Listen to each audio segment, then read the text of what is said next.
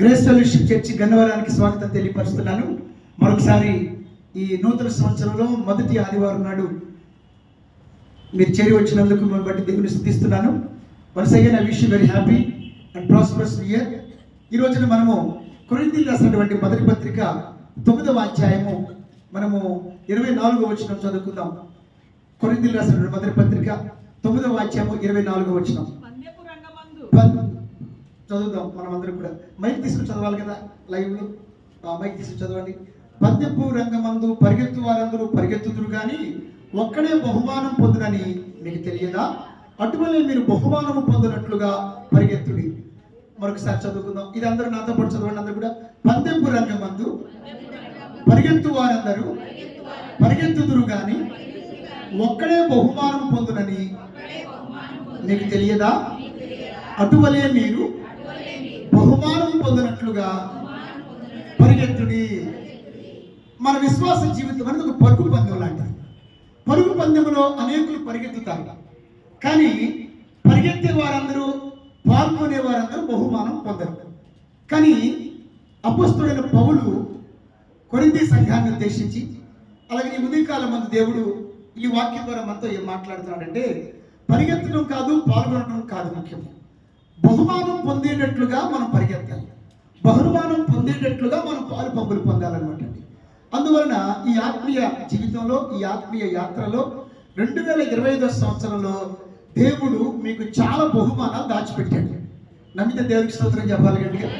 కాబట్టి బహుమానాలు అంటే ప్రియబిడ్డలారా, మీరు చేసే ప్రార్థనకి ప్రతిఫలం కావచ్చు, అలాగనే భౌతికపరమైన ఆశీర్వాదం కావచ్చు, అలాగనే దేవుడిచ్చే నిత్య జీవమనే ఆశీర్వాదం కావచ్చు. కాబట్టి దేవుడు అనేక రకాలైన బహుమానాలు దాచిపెట్టాడు. ఒకటి మాత్రం వాస్తవం, ఆయన ఇచ్చే బహుమానము అందరికీ ఒకే రకంగా ఉండదు, కానీ ఖచ్చితంగా అందరికీ బహుమానాలు ఉన్నాయి. ఈ సంవత్సరంలో దేవునికి స్తోత్రం. అందరికి బహుమతులు మాత్రం ఉన్నాయి, అందరికి బహుమానాలు ఉన్నాయి, అందరి ప్రార్థనకి ప్రతిఫలం ఉంది. అయితే ఆ బహుమానం పొందుకుంటామా లేదా అన్నది మనం పరిగెత్తే విధానాన్ని బట్టి, మనం జీవించే విధానాన్ని బట్టి, మన ఆత్మీయ జీవితాన్ని బట్టి ఆధారపడి ఉంటుందన్నమాట. కాబట్టి మనం ఎలాగా బహుమానమును పొందినట్లుగా మనం పరిగెత్తాలి. దేవునికి స్తోత్రం చెప్పాలి. బహుమానమును పొందినట్లుగా మనము పరిగెత్తాలి. ఏదోలేండి చర్చికి వెళ్తున్నాంలేండి, ఏదోలేండి పాల్గొన్నాములేండి, ఏదోలేండి పరిగెత్తు, ఏదోలేండి మనం కూడా రంగంలో ఉన్నాం, రేసులో ఉన్నాం, అట్లా ఉపయోగం ఏముంది చెప్పండి? అలాంటి దానికి ప్రయోజనం లేదు. కానీ బహుమానము పొందినట్లుగా మనం పరిగెత్తాలన్నమాట అండి. ఇప్పుడు మీకు నేను 5 మాటలు మీతో చెప్తాను. అంటే ఈ ఆత్మీయ యాత్ర ఒక పరుగు పందెం లాంటిదని చెప్పాను కదా, వీఆర్ ఇన్ ద రేస్. కాబట్టి ఈ పరుగు పందెంలో మనం దేవుడిచ్చే బహుమానం ఈ 2025లో మీరు పొందుకోవాలంటే మీరు కొన్ని సూత్రాల ప్రకారంగా, కొన్ని విధానాల ప్రకారంగా, మీకు కొన్ని పద్ధతుల ప్రకారంగా మీ జీవితం ముందుకు సాగాలన్నమాట అండి. ఎలాగంటే మీతో నేను చెప్తాను అన్నమాట అండి. మొదటి విషయం, ఒకసారి ఇదే పౌలు గారు ఫిలిప్పీలను ఉద్దేశించి కూడా రాస్తాడనమాట అండి. యాక్చువల్గా ఈయన బహుమానాల గురించి, పరుగు పందాల గురించి ఎక్కువగా రాస్తాడనమాట అండి పౌలు గారు. ఒకసారి చూద్దామా? ఫిలిప్పీలు రాసిన పత్రిక 3వ అధ్యాయము 13వ వచనం ఒకసారి చూడండి. ఫిలిప్పీలు రాసిన పత్రిక, సహోదరులారా ఇదివరకే పట్టుకొని నేను తలంచుకొనను, అయితే ఒకటి చేయించున్నాను, వెనుక ఉన్న మరచి ముందున్న వాటి కొరకే వేగిరి పడుచు క్రీస్తు యేసునందు దేవుని ఉన్నతమైన పిలుపునకు కలుగు బహుమానములు పొందవాలని గురి యొద్దకే పరిగెత్తుచున్నా. ఇక్కడ గమనించండి, ఏమంటాడంటే, సహోదరులారా నేను ఇదివరకే పట్టుకుని నేను తలంచుకున్నాను, అయితే ఒకటి చేయించున్నాను, వెనక ఉన్నవి మరచి ముందున్న వాటి కోసం ఎగిరిపడుచు క్రీస్తు యేసునందు దేవుని ఉన్నతమైన పిలుపున కలుగు బహుమానం పొందవలనని. ఇక్కడ గమనించండి, ఇక్కడ యేసు క్రీస్తు వారు పాయింట్ ఏంటంటే, దేవుని ఇక్కడ ఏముందంటే, యేసు క్రీస్తు యేసునందు దేవుని ఉన్నతమైన పిలుపునకు కలుగు బహుమానం. దేవుని యొక్క వాక్యం ఏం చెప్తుందంటేనండి, దేవుడు మనందరం కూడా దేవుని చేత పిలువబడినవాడు. దేవుని ఉన్నతమైన పిలుపు మనకుంది. We have high calling of God. దేవుని ఉన్నతమైన పిలుపులో మనం ఉన్నాం. ఇక్కడ ఉన్నటువంటి మనం అందరం కూడా దేవుని చేత పిలువబడినటువంటి వాడు. దేవునికి స్తోత్రం చెప్పండి గట్టిగా. ఇక్కడ మీరందరూ కూడా పిలువకుండా ఎవరు రాలేదు. సురేష్ బాబు పిలిస్తే వచ్చాడు అనుకోకండి. యేసు ప్రభు పిలిస్తే మీరు ఇక్కడ రక్షణ పొంది ఈ సంఘంలో కూర్చోగలిగారు అనమాట మీరందరూ కూడా. హల్లెలూయా. కాబట్టి కామన్ గా మనందరం కూడా ప్రాథమికంగా గొప్ప సంతోషకర విషయం అంటే దేవుని పిలుపు మనందరి ఎడలో ఉన్నది. హల్లెలూయా. ఇప్పుడు పిలిచిన దేవుడు నీకు బహుమానం ఇవ్వడానికి పిలిచాడు. పిలిచింది ఎందుకు? నీకు బహుమానం ఇవ్వడానికి పిలిచాడు. పిలిచింది ఎందుకు? నీకు ఆశీర్వాదం ఇవ్వడానికి పిలిచాడు. పిలిచింది ఎందుకు? నీకు నిత్య జీవాన్ని ఇవ్వడానికి పిలిచాడు ఆయన. పిలిచింది ఎందుకు? నీకు కిరీటాలు ఇవ్వడానికి పిలిచాడు అనమాట ఆయన. So you are called. కాబట్టి మీరందరూ కూడా పిలువబడిన వారు దేని కొరకు? బహుమానము పొందటం కొరకే. అయితే ఆ బహుమానము మీరు పొందాలంటే బహుమానము దేవుడు ప్రామిస్ చేశాడు. ఖచ్చితంగా బహుమానం ఇస్తాడు. ఆయన ఎవరు వచ్చేంత పంచుపించడు. ఆయన మిమ్మల్ని నిరాశపరచడు. అయితే మీరేం చేయాలంటే ఆయన ఉన్నతమైన పిలుపులో ఉన్న బహుమానం మీరు పొందాలంటే ఫస్ట్ మీరు చేయాల్సినది మొదటి పాయింట్, వెనక ఉన్నవి మర్చిపోవాలి. స్తోత్రం చెప్పండి. కింద అంటాడు లక్ష్య పెట్టక అంటాడు. లక్ష్య పెట్టక ఏం చేయకూడదు చెప్పండి? వెనక ఉన్నవి మర్చిపోవాలి. మీ గడిచిన జీవితాన్ని, మీకున్న కష్టాలు, మీరు జరిగించిస్తూ వస్తున్న పాపాలు, మీకున్న బలహీనతలన్నీ కూడా మీరు ఏం చేయాలి చెప్పండి? మర్చిపోవాలి. అందుకనే లక్ష్య పెట్టక అంటాడు. ఉదాహరణకి పరుగులో పరిగెత్తుతున్నాడు అనుకోండి. పరుగులో పరిగెత్తుతుంటే వాడిని ఎవరైనా హాయ్ భరత్ అని క్యాచ్ చేశాడు అనుకోండి, నువ్వు వెనక్కి తిరిగి చూసేవనుకో డిస్క్వాలిఫై అయిపోతావు. You will lose your reward. బహుమానం నువ్వు ఇద్దవుతావు. మన బందీగా చక్క మార్నింగ్ లేచేసి తెల్లవారుజామున లేచేసి ఆయన 8 గంటలకు రెడీ అయిపోయాడు ప్రార్థన. ఎందుకంటే ఆయన మాట తప్పని మనిషి. ఆయన ఖచ్చితంగా 8-15 నిమిషాలకి చర్చిలో ఉండాలనుకుంటాడు. అదే టైంలో ఫోన్ వస్తుంది, అరే వన్నీ ఎక్కడున్నావు అంటారు. లేకపోతే వాళ్ళ మమ్మీ అంటది, నాన్న కొంచెం వెళ్ళి చేపల మార్కెట్కి వెళ్ళి చేపలు పట్టరా అంటారు అనమాట. అప్పుడు ఏం చేయాలి? వాటిని నువ్వు లక్ష్య పెడితే నీ జీవితంలో ముందుకు సాగలేవు. అవునా కదా చెప్పండి. సో మన జీవితంలో మనం ఏం చేయాలంటే కొన్ని మర్చిపోవాల్సినవి ఉంటాయి. మనం వెనక ఉన్నవి మరచి. హల్లెలూయా. వెనకున్నవి మరిస్తే తప్ప ముందున్న వాటిని లక్ష్య పెట్టరు. ఒక్కొక్కసారి మీకు సంగతి చెప్తారు. మీరు ఒకేసారి వెనక్కి ముందు చూడగలుగుతారా? చూడండి ఒకసారి. ఒకేసారి ఇప్పుడు వెనక్కి తిరిగి చూడండి. వెనక్కి తిరిగి చూడండి. విక్రమ్ గారు, కోటేశ్వరరావు గారు కనపడతారు మీకు. వెనక్కి తిరిగి చూడండి కదా. ఇప్పుడు ముందుకు చూడండి. ముందుగా చూస్తున్నారు కదా. ఇప్పుడు ఒకేసారి వెనక్కి ముందుకు చూడండి. పిక్చర్ ఎందులో విషయంలో కూడా క్లారిటీ ఉంటుంది. కాబట్టి మనం వెనక్కి చూద్దామా ముందుకు చూద్దామా? ముందే ఉంది మనకి బహుమానం ఉంది. స్తోత్రం చెప్పాలి గట్టిగా. హల్లెలూయా. సో మీరు వెనక్కి తిరిగి చూడొద్దు మీ జీవితంలో. ముందు వాటిని లక్ష్య పెట్టండి. ముందున్న వాటిని లక్ష్య పెట్టండి. Past is past. Past is past. కాబట్టి నిందలు ఉంటాయి, అవమానాలు ఉంటాయి, కష్టాలు ఉంటాయి, నష్టాలు. వెనక మర్చిపోవాలి. 31st నైట్ కూడా అదే చెప్పాను. వెనక మరిస్తే తప్ప ముందున్న బహుమానం పొందలేవు, ముందున్న సంతోషం పొందలేవు, ముందున్న నిత్య జీవం పొందలేవు. ఒక ఆమె ఉంది. దేవుడు ఆమెను సొదొమ గొమొర్రా నుంచి వెలుపలకు విడిపించాడు. బయటకు వచ్చేయమన్నాడు. ఆమె ఏం చేసింది తెలుసా? ఎవరు ఆమె? ఏమా? లోతు భార్య. వెనక్కి తిరిగి చూస్తే ఉప్పు స్తంభం అయిపోయిందంట. నిష్ప్రయోజనంగా నిర్జీవం అయిపోయిందంట. అందువల్ల మీరు దేన్ని విడిచిపెట్టి వచ్చినారో దాని వైపు మళ్ళీ చూసి ఆ విషయాలు మనసులో స్మరిస్తుంటే, ఆ విషయాలే మనసులో లక్ష్య పెడుతుంటే కనుక మీరు ఈ 2025 సంవత్సరంలో ఉన్న సంతోషాన్ని, ఆశీర్వాదాన్ని, బహుమానాన్ని మీరు అనుభవించలేరు. నెంబర్ 1, వెనక ఉన్నవి మరచుదురు కాక. హల్లెలూయా. రెండోది, రెండో పాయింట్ ఏంటంటేనండి 25లోకి రండి. మొదటి కొరింథీ పత్రిక 9:25. మొదటిది ఏమన్నారంటే ఫిలిప్పీ 3:13 ప్రకారంగా దేవుడిచ్చే బహుమానం మీరు పొందాలంటే ఈ సంవత్సరంలో మీరు వెనుక ఉన్న మరిచిపోవాలి. రెండో విషయం ఏంటంటే 29:25. మరియు పందెమందు పోరాడు ప్రతివాడు అన్ని విషయములయందు మితముగా ఉండును. వారు క్షయమగు కిరీటమును పొందుటకును, మనమైతే అక్షయమగు కిరీటమును పొందుటకును మితముగా ఉన్నాం. ఓకే, ఇప్పుడు దేవుని యొక్క వాక్యం ఏం చెప్తుందంటే మనం అంటే ఎలా ఉండాలంటే అన్ని విషయములయందు మితముగా ఉండాలి. ఇప్పుడు మార్నింగ్ మీరు గ్రౌండ్కి వెళ్తారు, అక్కడ ప్లేయర్స్ ఉంటారు అన్నమాట అండి. వాళ్ళు అన్ని విషయాలు ఎలా ఉంటారు? మితముగా ఉంటారు. అన్ని విషయాలు ఎలా ఉండాలి చెప్పండి? మనము మితముగా ఉండాలి. మాట్లాడే విషయంలో మితముగా ఉండాలి. డబ్బులు ఖర్చు పెట్టే విషయంలో మితముగా ఉండాలి. సహవాసాలు చేసే విషయంలో మితముగా ఉండాలి. ఎవరితో ఎంత మాట్లాడాలో అంతే మాట్లాడాలి. అమ్మో ఈయన ఫోన్ చేస్తే బెంబిలు ఎత్తిపోయేటట్టు ఉండకూడదు. ఈయన మొదలు పెట్టాడంటే శుద్ధి సోది ఆపడన్నట్లు ఉండకూడదు. You should be in your limits. ప్రతిదానికి మితాన్ని. ఆహార విషయంలో కూడా ఎలా ఉండాలి? మితముగా ఉండాలి. నిద్ర విషయంలో కూడా ఎలా ఉండాలి? మితముగా ఉండాలి. అన్ని విషయాల్లో మనం మితముగా ఉండాలి. నేను ఒక విషయంలో చాలా బలహీనం అయిపోతున్నా, నా కోసం కూడా ప్రార్థన చేయండి. ఫోన్ వాడే విషయంలో కూడా ఎలా ఉండాలి మనం చెప్పండి? మొబైల్ ఫోన్ ఉంది కదా, అన్లిమిటెడ్ టాక్ అంటాడు. వాడు ఏమంటాడు? అన్లిమిటెడ్ అంటాడు అనమాట. అందులో కూడా ఎలా ఉండాలి మనం చెప్పండి? మితముగా ఉండాలి. నేను చాలాసార్లు ఈ విషయంలో ఫెయిల్ అవుతున్నాను అనమాట. 10 గంటల తర్వాత అర్జెంట్ ఫోన్ కాల్స్ వస్తే ఫోన్ పట్టుకోకూడదని అనుకోవాలి. ఆ డెసిషన్ తీసుకుందాం.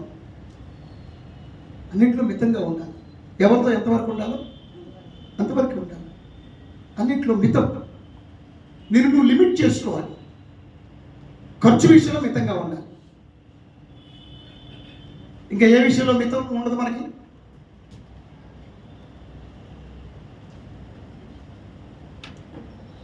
మితం లేకుండా ఎక్కడ ఉంటాం?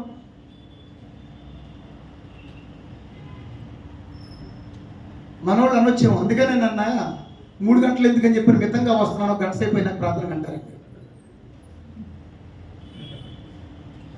నెక్స్ట్ వీక్ నుంచి నన్ను డోర్ క్లోజ్ చేసేసేయండి ఆఫ్టర్ 9 o'clock.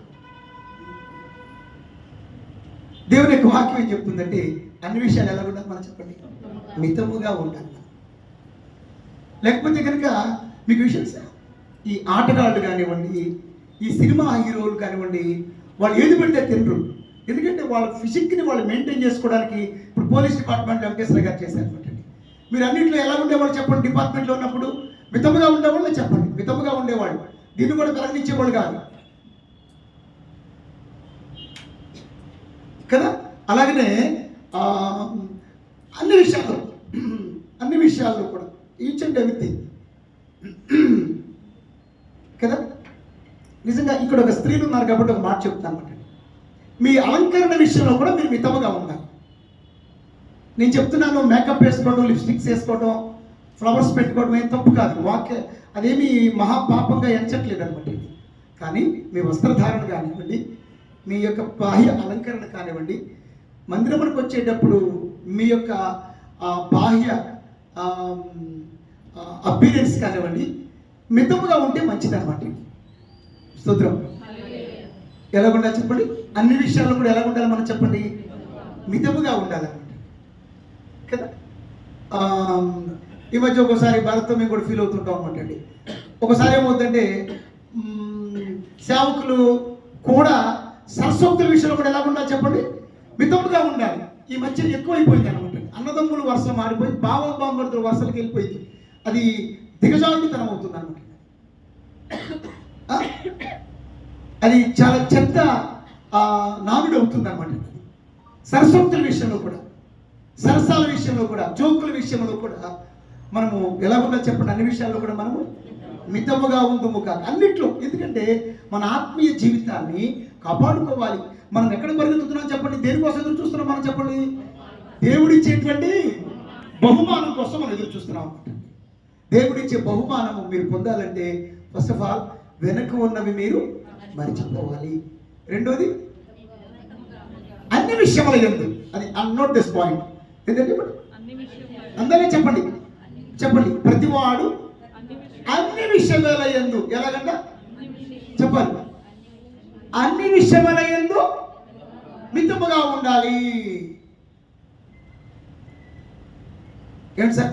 ఫోన్ మాట్లాడే విషయంలో కానీ, చాటింగ్ చేసే విషయం. ఎంతసేపు చేయొచ్చు చాటింగ్? బండి డ్రైవ్ చేస్తారు కదా, మన విక్రమ్ గారు ట్రాన్స్పోర్ట్ డిపార్ట్మెంట్లో పనిచేస్తారు అనమాట. అక్కడ ఏమంటారు? స్పీడ్ కంట్రోల్ అని ఏమంటారండి? స్పీడ్ తెలుస్తుంది కదా, దాన్ని ఏమంటారు? స్పీడ్ స్పీడ్గా ఉన్నారు. ఇప్పుడు మీరు లిమిట్ పెడతారు కదా, ఈ ఈ ఈ రహదారి మీద ఈ పర్టికులర్ జోన్లో ఇంత స్పీడ్లో ఉండాలంటారు. ఆ స్పీడ్ దాటిపోయామనుకోండి ఏమవుతుంది, ఫైన్ వచ్చేస్తుంది, అవసరమైతే బండి ఆపేస్తారు, యాక్సిడెంట్స్ కూడా జరుగుతాయి కదా. అందుకని స్పీడ్ విషయంలో కూడా ఎలా ఉండాలి మనం చెప్పాలి. స్పీడ్ విషయంలో కూడా ఎలా ఉండాలి చెప్పండి, మితముగా ఉండాలి, స్పీడ్ అవ్వకూడదు. సో అన్ని విషయాల్లో మనము మితముగా ఉందుము కాక. హల్లెలూయా. ఒకటి, వెనుకున్నవి మరిచి. రెండోది, అన్ని విషయముల యందు మనం వెళ్ళకుండా చెప్పండి, మితముగా ఉందుము గాక. హల్లెలూయా. ఓకే, తర్వాత నన్ను మూడో విషయంలోకి వద్దామండి. మూడో విషయం ఏంటంటే 9:25 రండి. అది చదివే కదా. 26 చదవండి. కాబట్టి నేను గురి చూడని వాని వలె పరిగెత్తువాడను కాను, గాలిని కొట్టినట్టు నేను పోట్లాడుట లేదు గాని ఒకవేళ ఇతరులకు ప్రకటించిన తరువాత. ఆగరా. కాబట్టి నేను గురి చూడని వాని వలె పరిగెత్తువాడను కాను. ఇప్పుడు మనం ఫిలిప్పీ 3:13 రండి. ఇందాక మనం చూస్తున్నామే, ఫిలిప్పీ 3:13 రండి. ఫిలిప్పీ 3:13 రండి. ఫిలిప్పీ 3:13లో ఏముంటుందంటే ఇక్కడ ఎక్కడికి వస్తారు, 14 చదవండి రా. ఇప్పుడు 3:14. క్రీస్తు యేసునందు దేవుని ఉన్నతమైన పిలుపునకు క్రీస్తు యేసునందు దేవుని ఉన్నతమైన పిలుపునకు కలుగు బహుమానమును పొందవలనని గురి యొద్దకే పరిగెత్తు. క్రీస్తు యేసునందు దేవుని ఉన్నతమైన పిలుపునకు గురి యొద్దకే. ఇప్పుడు చెప్పండి, ఇక్కడ దేని గురించి మాట్లాడుతున్నాడు పౌలు గారు? గురి గురించి మాట్లాడుతున్నాడు. దేని గురించి మాట్లాడుతున్నారు చెప్పండి, గురి. అందుకని ఇక్కడ ఏమంటాడు 26వ వచనంలో కొరింథీ పత్రికలో, నేను గురి చూడని వాని వలె పరిగెత్తువాడను కాను. అంటే you have to set your goal. Goal setting is very very essential. So మన జీవితంలో ఏముండాలి, మనకి గురి ఉండాలి. ఈ సంవత్సరంలో మన గురి ఏంటి? What is your goal for this year? పండు బ్యాక్న civils, not civils. You should achieve, get job in civils కదా, అది నీ గురి. సో ఇప్పుడు మీకు మాట చెప్తాను. ఇప్పుడు బాణం వేసేవాడు దేని చూస్తాడు? బాణం వేసేవాడు ఏం చేస్తాడు చెప్పండి? గురి చూస్తాడు. వెంకటేశ్వర గారు పోలీస్ డిపార్ట్మెంట్లో ఎస్ఐగా పనిచేశారు.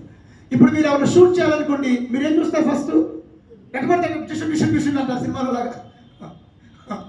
ఫస్ట్ ఏం చేస్తారు చెప్పండి? మీరు చక్కగా గురి చూస్తారు అన్నమాట. తాన్యా, మీ వాళ్ళంతా స్పోర్ట్స్ గురించి చెప్తున్నావు, నువ్వు హాఫ్ అన్ అవర్ లేట్గా వచ్చాను. 8:30కి మంచి ఇచ్చి మీరు పైగా మీరు ఫిజికల్ ఎడ్యుకేషన్ డైరెక్టర్ గారు, చర్చ్ మొత్తం డిసిప్లిన్ చేయాల్సిన వాళ్ళు మీరు. ఇక నుంచి మీరు టైం కీపర్ మన చర్చికి. ఎవరు టైం కీపరు? తాన్యా గారిని టైం కీపర్గా ప్రకటిస్తున్నాం అన్నమాట. ఎవరు చర్చికి ఏ టైంకి వస్తున్నారు, ప్రసంగం ఎంత టైం మితంగా మాట్లాడుతున్నాను, అపరిమితంగా మాట్లాడుతున్నానా అని చెప్పని తాన్యా. ఓకే, క్లాప్స్ కొట్టండి, అభినందించండి తాన్యాకి అందరు కూడా. Okay right. ఇప్పుడు ఏం మాట్లాడుకుంటున్నాం మనం చెప్పండి? గురి. ఏముంటా చెప్పండి? గురి. గురి చూడాలి. ఇప్పుడు బాణం వేసేవాడు ఏం చూడాలి? గురి చూడలేదనుకోండి గాల్లోకి వెళ్ళిపోద్ది బాణం. ఎటు వెళ్ళిపోద్ది చెప్పండి? గాల్లోకి వెళ్ళిపోద్ది. ఇప్పుడు గురి లేనటువంటి వాడు కళ్ళు లేనటువంటి వాడు. ఇప్పుడు మీకు సంగతి చెప్తా, కళ్ళు లేని ఎత్తుని చెవిలో వదిలేమనుకోండి, ఏమవుతుంది కోటేశ్వర గారు? గుడ్డెందుకు చేలో వదిలేమనుకోండి ఏం చేస్తుంది? పడిపోదు, చైనంతా తొక్కేస్తుంది, పడిపోద్ది, లేకపోతే చైనంతా ఖరాబ్ చేసేస్తుంది. అట్లాగనే మీ లైఫ్లో మీకు ఏముండాలి? ఒక గురి ఉండాలి. గురి లేకోకుండా మనము ప్రయాణం చేస్తున్నాం అనుకోండి, ఉపయోగం ఉండదు అనమాట అండి గురి. ఇప్పుడు సండే మన గురి ఏమవ్వాలి? అది చర్చికి చేస్తుంది, చర్చికి వెళ్ళిపోతాం, వచ్చేస్తాం, మళ్ళీ routine. But you must have goal for your life. Paul గారు కూడా ఏముంది? గురుది. మీకు విషయం తెలుసా? యేసు ప్రభు వారు శిలువ మీద పలికిన 6వ మాట ఏంటి చెప్పండి?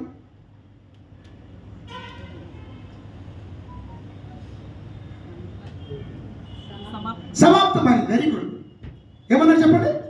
అంటే ఇట్ ఈస్ ఫినిష్డ్. అంటే ఆయన గురి ఆయన చేరుకున్నాడు. ఏమిటి ఆయన గురి? ప్రజల రక్షణార్థమై ప్రాణత్యాగం చేయటం. ఆయన గురి చేరుకున్నాడు. పౌలు గారు కూడా ఏమయ్యాడు? తన గురి చేరుకున్నాడు. ఇప్పుడు మోషే గారి గురి ఏంటి? ఇశ్రాయేలును చేర్చడం. ఆయన చేరడం కాదు, ఇశ్రాయేలును చేర్చడం ఆయన గురి. అందువల్ల మన జీవితంలో మనకి ఏముండాలి? గురి ఉండాలి. ఈ సంవత్సరం అప్పులని క్లియర్ చేసుకోవాలి. మీరు రాసుకోండి. నేను చెప్పేది కూడా దేవుని ఆత్మ ప్రేరేపణలో నుంచి మీరు పేపర్ మీద రాసుకోండి. ఈ సంవత్సరం నా గురి. రోజు దానికోసం ప్రార్థన చేయండి. సుది, what is your goal?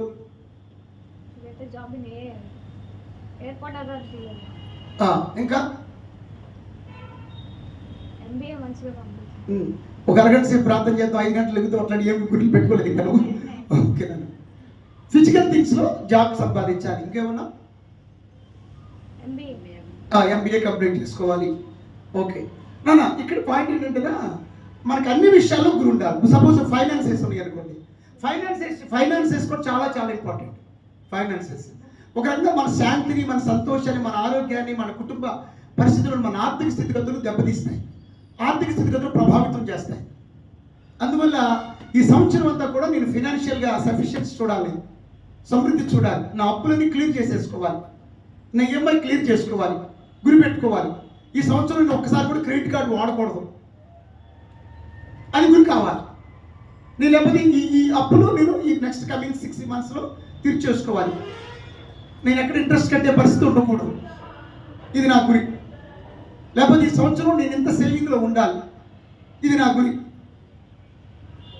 Me mummy రాలేదా చర్చికి? ఈ సంవత్సరం నేను ఒక వ్యక్తిని చర్చికి తీసుకురావాలి. ఒకరినైనా చర్చికి నేను తీసుకురాగలిగి ఉండాలి. లేదు ఈ సంవత్సరం అంతా నేను ఖచ్చితంగా టైంకి వస్తాను, కొత్తగా పాస్గా కనిపించుకొని నేను అందరి ముందు సిగ్గుపడాను. నేను రోల్ మోడల్గా ఉంటాను.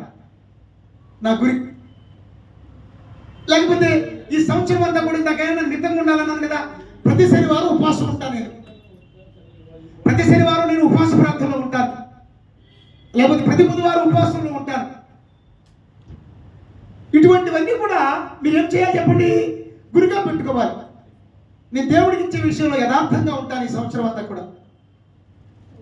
గురి గురి గురి స్తోత్రం చెప్పాలి గట్టిగా. చెప్పండి హల్లెలూయా. అప్పుడు గురి పెట్టుకుంటే మనం ఎటు చూస్తాం? గురి వైపు చూస్తాం. గురి లేకపోతే లోకమంతా చూస్తాం. ఇప్పుడు మీరు చర్చికి వస్తారు, మీ గురి ఏం కావాలి? మీరు చర్చికి రావాలి, టైంకి రావాలి చర్చికి. ఆ తర్వాత సమయానికి రావాలి, దేవుణ్ణి ఆరాధించాలి. పాటలు పాడుతున్నప్పుడు ఆరాధనలు ఇన్వాల్వ్ అవ్వాలి. నాకు చాలా సంతోషం. వెంకటేశ్వర గారు కూడా 2 చేతులతో ఆరాధన చేస్తున్నారు. నిజంగా గొప్ప విషయం ఏమంటారు? నాకు 2 చేతులతో నిలబడ్డాను. వెంకటేశ్వర గారు 2 చేతులు చూసి నేను కూడా 2 చేతులు ఎత్తాను అనమాట. క్లాప్స్ కొట్టండి ఒకసారి.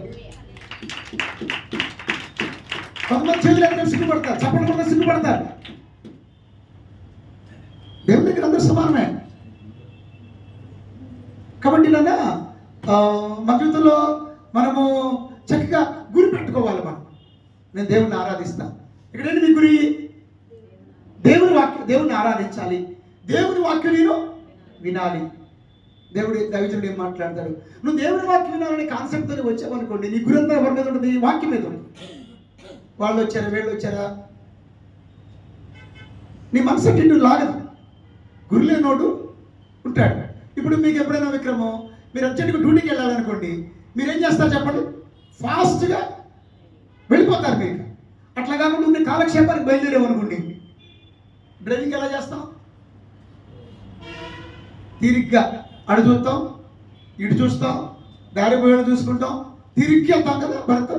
అట్లా కాకుండా గురి పెట్టేసుకుని పలానా టైంకి వెళ్ళిపోవాలి అన్నాం అనుకోండి, ఏం చేస్తామని చెప్పండి? మీకు లేట్గా వచ్చి లేట్ కమర్స్కి నేను చెప్పే హంబుల్ అప్పీల్ ఏంటంటే, మీరు గురి పెట్టుకోక ఉన్నారు. అలాగా గురి చూసుకున్నారనుకోండి, మీ కళ్ళ ముందు టైం కనపడుతుంది అనుకోండి, ఏం చేస్తారు? మీరు గురి ఉంటే by this time I must be there అనేటువంటి గోల్ సెట్టింగ్ మీకుంటే it's not a problem, it's not a problem, it's not impossible, it's very easy thing కదా. ఏముండాలి మనకి? గురువు ఉండాలి. ఉదాహరణకి ఎర్లీ మార్నింగ్ 5 o'clock రైల్వే స్టేషన్కి ట్రైన్కి వెళ్ళాలనుకోండి. ఆ రాత్రి అనుకుంటాం, మైండ్ సెట్ చేసుకుంటాం మనం. అలారం సెట్ చేసుకోకర్లా, ముందు గోల్ ఎక్కడ సెట్ చేసుకోవాలి? మైండ్లో సెట్ చేసుకోవాలి. అది మైండ్లో ఫిక్స్ అయిపోయింది అనుకోండి, ఏమవుతుందో తెలుసా?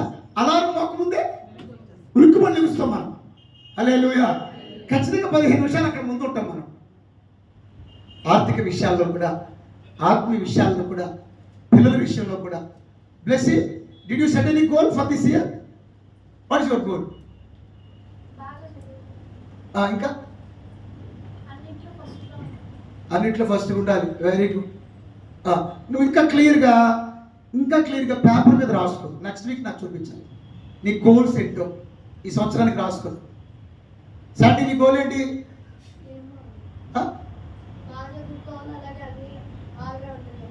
ఆల్రౌండర్గా ఉండాలి. ఏమ్మా? గేమ్స్లో. ఇంకా ఆల్రౌండ్ అంటే నాట్ ఓన్లీ గేమ్స్, అన్ని రంగాల్లో. ఓకే, మరి చర్చి కూడా ఫస్ట్ వచ్చేస్తావా?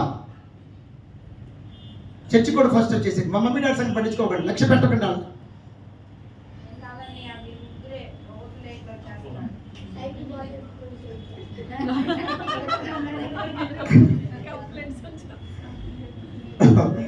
ఓకే, ఇక నుంచి ఇప్పుడు దాకా వచ్చి రైట్. ఓకే నాన్న, ఆల్ ది బెస్ట్. డెఫినెట్లీ మీరు you will achieve your goal. God bless you. చక్కగా మీ పేపర్ మీద రాస్తారు, right down on the paper. ఓకేనా?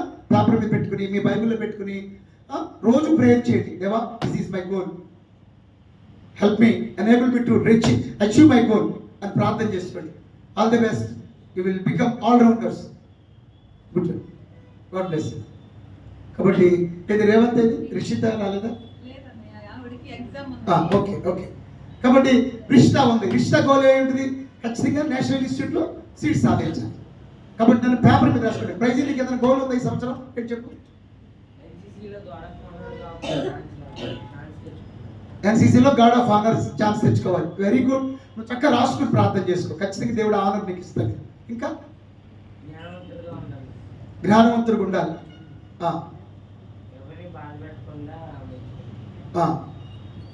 ఓకేనా? తర్వాత నీ ఏజ్ ఎంత? ఓకేనా? సరే. స్పిరిచువల్గా కూడా నువ్వు ఎదగాలి. టైంకి వచ్చేయాలని గోల్ పెట్టుకో. ఫస్ట్ ఆఫ్ ఆల్ నువ్వు టైంకి రావటం, ఎర్లీ మార్నింగ్ లేచి ప్రార్థన చేసుకోవడం, మోకాలు దండేసి ప్రార్థన చేసుకోవడం చెయ్యి. ఖచ్చితంగా దేవుడు నిన్ను ఆనర్ చేస్తాడు. You will get it sure. Okay, not the best. Okay. కాబట్టి మన జీవితంలో మనకు అన్ని విషయాల్లో ఏముండాలి చెప్పండి? గురువు ఉండాలి. ప్లస్ నీకుందా గోలు? ఏంటి గోల్? ఏంటి? ఈ సంవత్సరం రక్షించబడాలి. Very good. ఇంకా స్టడీస్ కంటిన్యూ అవ్వాలి మంచి దాంట్లో, దేవుని చిత్తంలో. గోల్ గారు అన్న లక్కీ గారు.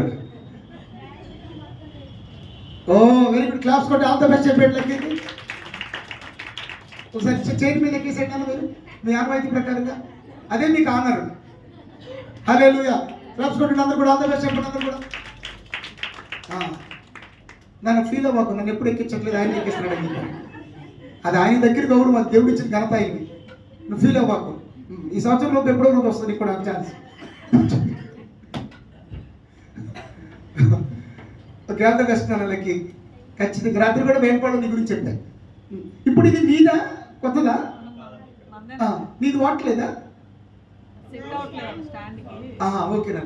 ఆ స్టాండ్ తెచ్చుకున్నాక గన్నవరం వేంపాటి చర్చిలో కృపారావు అతను దాన్ని ప్లే చేస్తానన్నాడు. అది వచ్చిన తర్వాత నేను అక్కడ ట్రాన్స్ఫర్ చేద్దాం. నేను ఫుల్ ఎక్విప్డ్ అయినాక కూర్చోండి. Thank you. నీకు ఏమైనా గోల్ ఉందమ్మా? ఏం చెప్పు.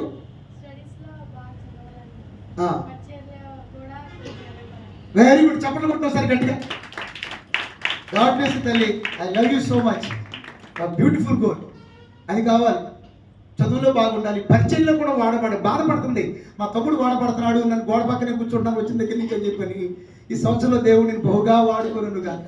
నువ్వు చదువులో టాపర్ అగును గాక. హల్లెలూయా. Very good. నిజంగా గోల్స్ అనేవి మన హృదయం నుంచి, మన పరిపక్వతల నుంచి వస్తాయి అన్నమాట. ఓకేనా? మన మెచ్యూరిటీ నుంచి వస్తాయి మన గోల్స్ అనేవి. హరి, నీకు ఏమైనా గోల్ ఉందా? ఏం చెప్పు నీ గోల్? ఓన్గా బిజినెస్ స్టార్ట్ చేయాలి. Very good. ఖచ్చితంగా ప్రార్థన చేసుకో దాని గురించి. ఇంకేమైనా గోల్స్ ఉన్నాయా? రక్షణ పొందలేదా? ఓకేనా? రక్షణ పొందాలి, ఓన్గా బిజినెస్ స్టార్ట్ చేయాలి. ఓకే, ఇంకోటి చెప్పొద్దులే అన్నయ్య అయినాక. హల్లెలూయా. ఓకేనా? సో ఇవి కూడా ఖచ్చితంగా దేవుడు అచీవ్ అవుతాడు అనమాట. ఆల్రెడీ మీరు పరిచయం చక్కగా ఇన్వాల్వ్ అవుతున్నారు భరత్ అన్న, ప్రసాదంతో పాటు. ఖచ్చితంగా. మార్త, నీ గోల్ ఏంటి?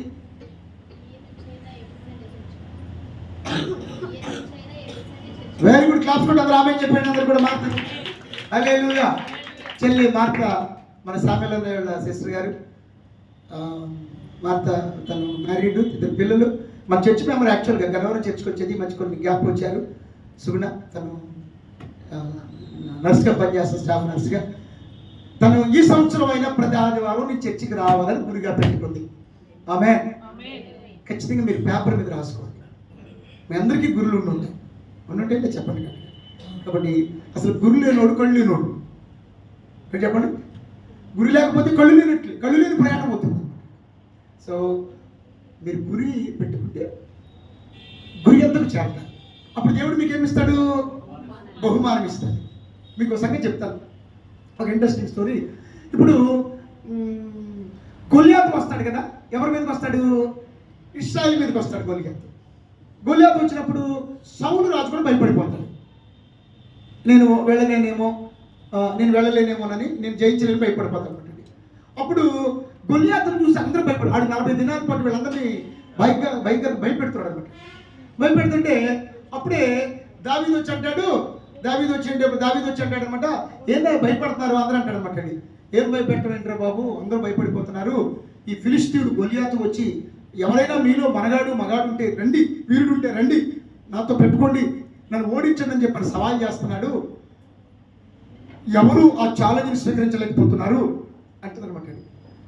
అప్పుడు దావీదు ఫస్ట్ క్వశ్చన్ వేస్తాడు అనమాట. చూద్దాం ఆ మాట, నాకు గుర్తొస్తుంది ఈ మాట మీరు చెప్తుండే. అది కాదు నాకు మొదటి సమయంలో 2 చాలా అద్భుతమైన మాట్లాడుతుంది అనమాట అండి. 17వ అధ్యాయం 2 మొదటి సమయంలోనా, మొదటి సమయాలు 17వ అధ్యాయం. అదే సామెల భరత్ చెప్పిన మాట అక్కడ ఉంది. 26వ వచనం చూడండి. మొదటి సమయాలు 17వ అధ్యాయం 26వ వచనం. ఒకడు 20 మైక్ చదవండి. 25. ఇశ్రాయేలీలో ఒకడు వచ్చుచున్న ఆ మనిషిని చూచితిరే, నిజముగా ఇశ్రాయేలులను తిరస్కరించుటకై వాడు బయలుదేరుచున్నాడు. వారిని చంపిన వానికి రాజు బహుగా ఐశ్వర్యము కలుగజేసి తన కుమార్తెనిచ్చి పెళ్లి చేసి వాని తండ్రి ఇంటి వారిని ఇశ్రాయేలులో స్వతంత్రులుగా చేయుననగా, దావీదు జీవము గల దేవుని సైన్యములను తిరస్కరించుటకు ఈ సున్నతి లేని ఫిలిష్తీయుడు ఎంతటి వాడు? వాణ్ణి చంపి ఇశ్రాయేలీల నుండి ఈ నింద తొలగించిన వానికి బహుమతి ఏమని తన యొద్ద నిలిచిన వారిని అడుగగా. ఓకే, ఇప్పుడు చెప్పండి. ఇప్పుడు దావీదు దేని మీద గురి పెట్టాడు? బహుమతి మీద గురి పెట్టాడు. బహుమానం ఏంటి? నేను వెళ్ళి వాడిని చేస్తా, అయితే బహుమానం ఏంటి చెప్పండి అంటాడు అనమాట. అంటే తన గురి దేని మీద పెట్టాడు? బహుమానం మీద పెట్టాడు అనమాట. తన మనసులో బహుమానం ఉంది కాబట్టి అంతే, గురి చూసుకుంటాడు. ఎక్కడ కొట్టాడు? ఇప్పుడు గురు చూడకుండా, ఇప్పుడు మీరు పిస్టల్ పెట్టి షూట్ చేస్తారనుకోండి, గురు చూస్తేనే కొట్టగలుగుతారు. ఇక్కడ ఇప్పుడు ఎవరు చూశారు? గురి దావీదు చూశాడు. అంటే దావీదు మనసులో ఏముంది? బహుమానం ఉంది. బహుమానం మీద మనసు ఉంది కాబట్టి గురి చూశాడు, కొట్టేశాడు, ఫినిష్. అందువల్ల మన జీవితంలో దేవుడు ఇచ్చే బహుమానం ఉంది. నాకు ఒక గురి ఉంది, ఆ గురిని రీచ్ కావాలి, ఆ గురిని సాధించే పనిలో ఈ నిందలు అవమానాలన్నీ కూడా లక్ష్య పెట్టకోకుండా ముందుకు సాగిపోతాను అన్నటువంటి రీతిలో మీ గురి వద్దకు మీరు పరిగెత్తండి.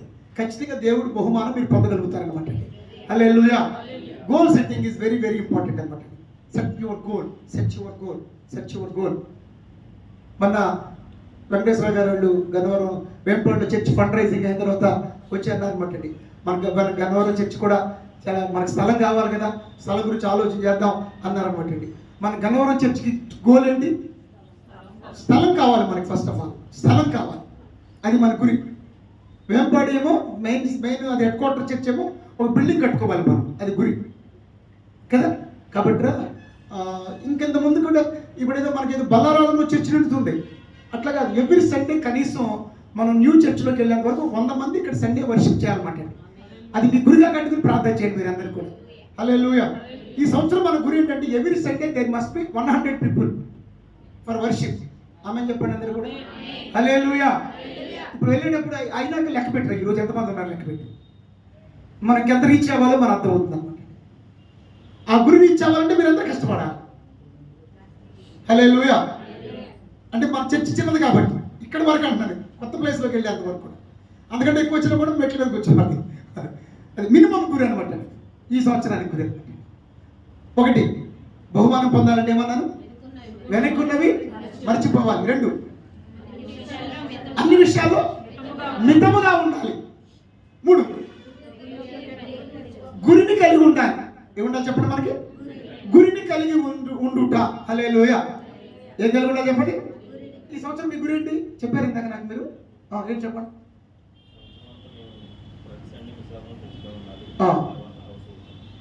ఓన్ హౌస్ కావాలి. Very good.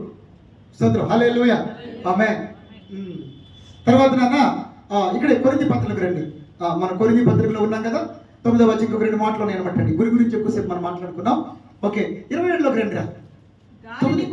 గాలిని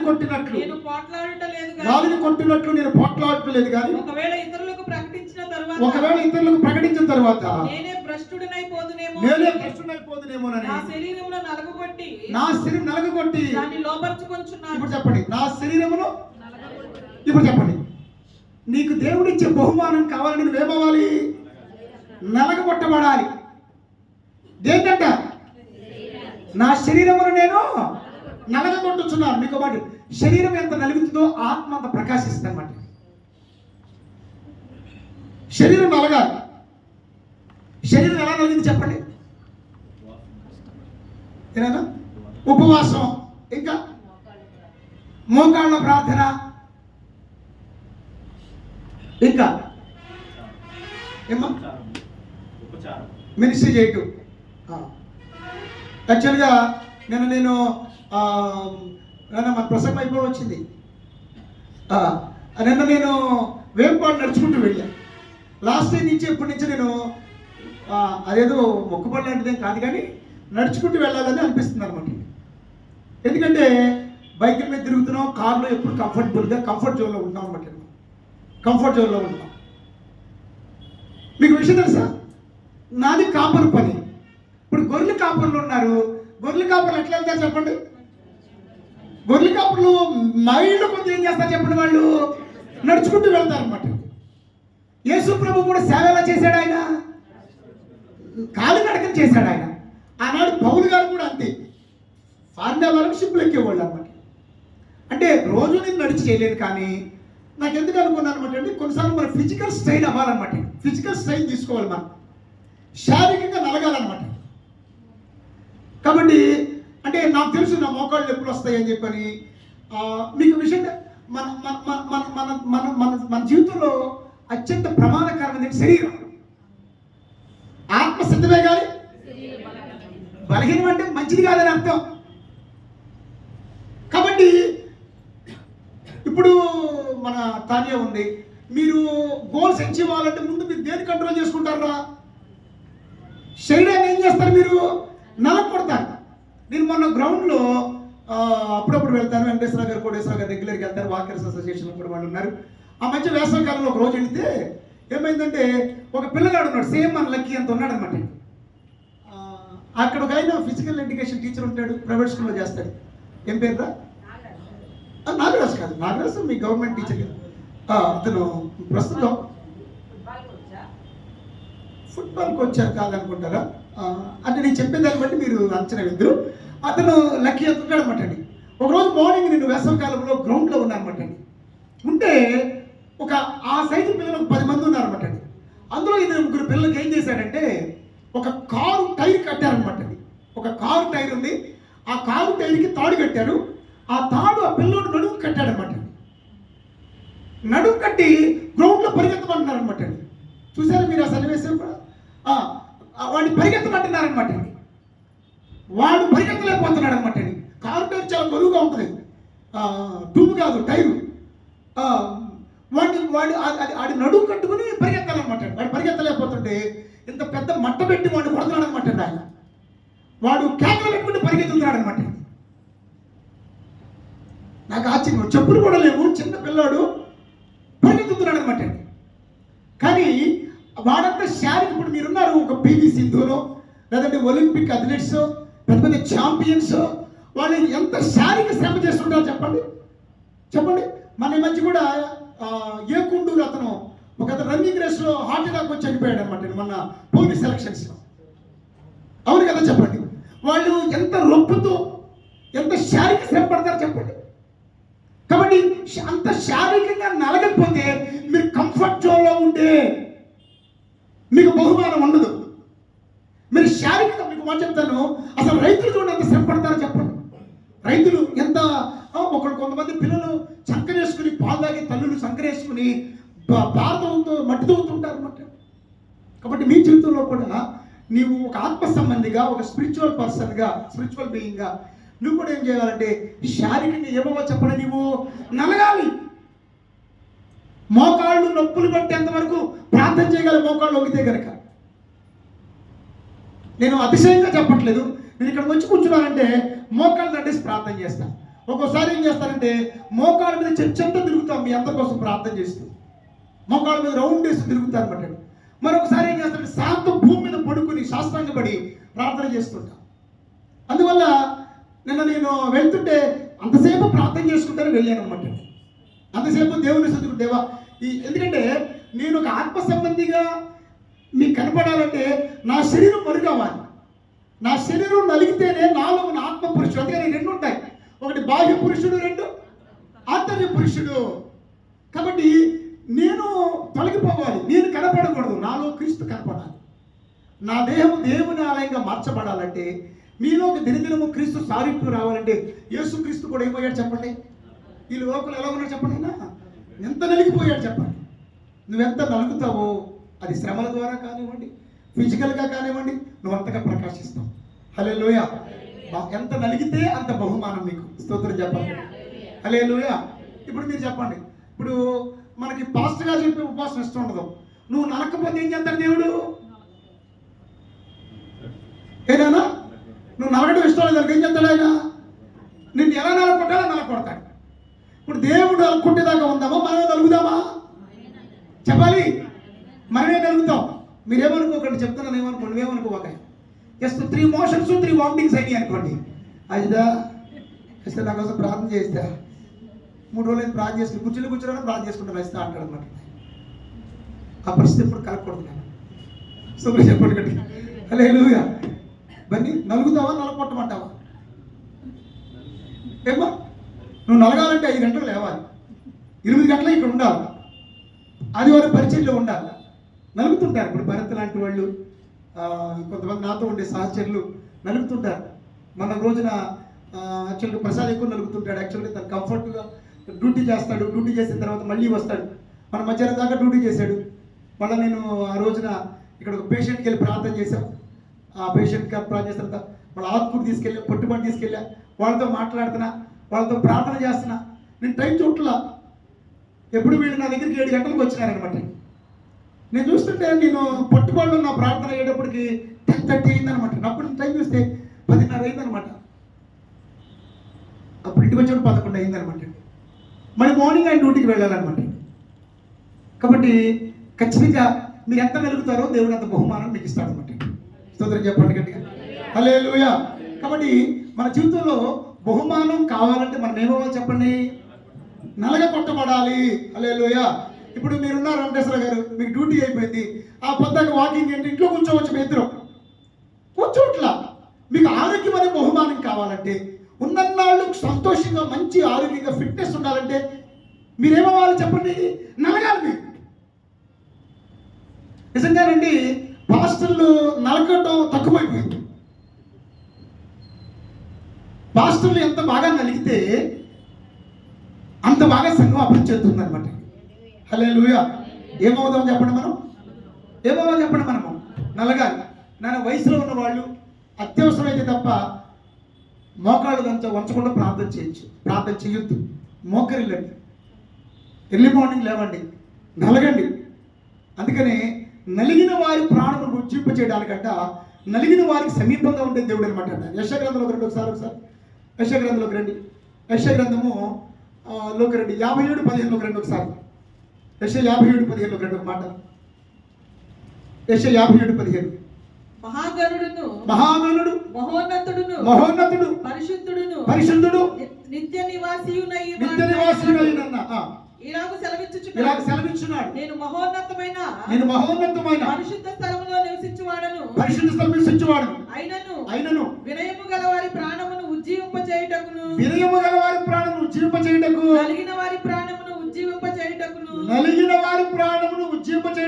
వినయము గల వారి యొద్దను దీన మనస్సు గల వారి యొద్దను నివసించుచున్నాను. నలిగిన వారి ప్రాణమును ఉజ్జీవింపచేయుటకు. హల్లెలూయా. ఏమవ్వాలి చెప్పండి మనము?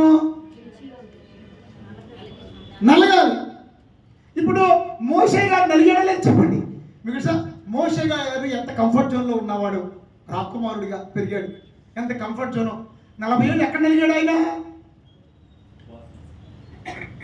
40 ఏళ్ళు అరణ్యములో. ఏమో చెప్పండి, అరణ్యములో నలిగాడు ఆయన.